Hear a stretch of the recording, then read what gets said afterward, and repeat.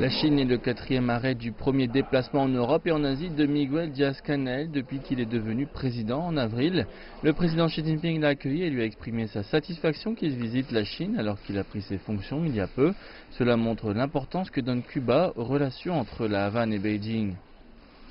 Le président chinois a déclaré que la Chine et Cuba étaient de bons amis et de bons frères. Peu importe comment évolue la situation, la Chine soutiendra fermement la coopération amicale avec Cuba. Le président Díaz-Canel a lui déclaré que sa visite en Chine s'inscrivait dans la continuité, qu'elle renforçait les relations bilatérales développées sans interruption depuis 58 ans.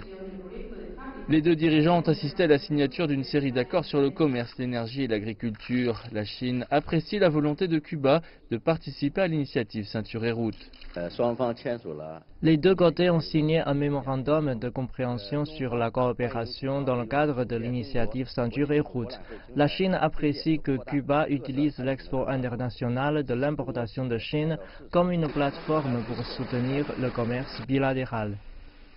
Avant son arrivée à Beijing, Díaz-Canel a participé à la première expo internationale de l'importation de Chine à Shanghai.